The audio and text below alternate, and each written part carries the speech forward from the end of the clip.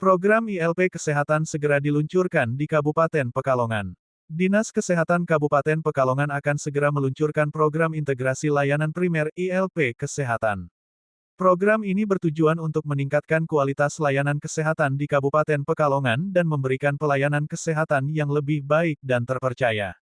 Dinas Kesehatan Kabupaten Pekalongan melalui Subkorwil Promosi dan Pemberdayaan Masyarakat, Yudi Syuhada, SKM, MKes, didampingi Fungsional Promosi Kesehatan, John F. Tahomena, SKM, mengatakan bahwa program ini adalah upaya pemerintah setempat untuk meningkatkan kualitas layanan kesehatan di semua fasilitas kesehatan di Kabupaten Pekalongan. Kita sudah membuat perencanaan, di mana perencanaan kita itu memang dimulai dari pertemuan ya di tingkat provinsi, di mana beberapa kali kita diundang tingkat provinsi.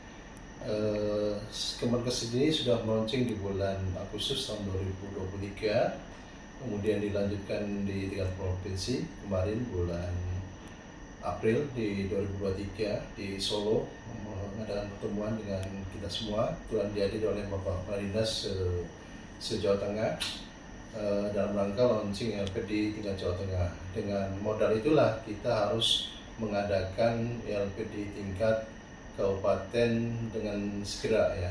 Otomatis kita harus mempersiapkan juga launching di tingkat kabupaten. Rencananya sekitar kalau tidak akhir Mei ini, kita rencanakan di awal bulan Juni tahun 2024 ini. ILP itu singkatan dari integrasi layanan primer, di mana ada 3 keinginan yang diharapkan di dalam ILP ini. Artinya ada layanan yang terintegrasi, yang pertama di tingkat puskesmas. Layanan di tingkat puskesmas itu antara program itu harus terintegrasi. Dalam ILP itu nanti ada beberapa klaster manajemen, klaster ibu dan anak, klaster sekolah dewasa, klaster remaja dan lansia, dewasa dan lansia, kemudian pencegahan penyakit, dan lintas klaster, ada 5 klaster. Itu nanti harapannya terintegrasi di internal puskesmas itu sendiri. Yang kita siapkan memang sebelum kita memulai ini, teman-teman di puskesmas kita ajak kaji banding terlebih dahulu di Puskesmas Pelantungan, Kabupaten Kendal, di mana kita dari pagi sampai sore, menjelang siang menjelang sore di puskesmas itu belajar sampai ke tingkat PKD atau pusku. Ternyata teman-teman banyak mengambil manfaat dari hasil kaji banding itu. Kemudian kita lanjutkan malam harinya untuk persiapan kesiapan teman-teman di puskesmas ketika kembali ke puskesmas itu sendiri. Kemudian setelah kita kembali, puskesmas mulai bergerak melobi Pak Camat di masing-masing wilayahnya. Yang jelas harapannya ada 3. Yang pertama itu mendekatkan pelayanan ke masyarakat sedekat-dekatnya.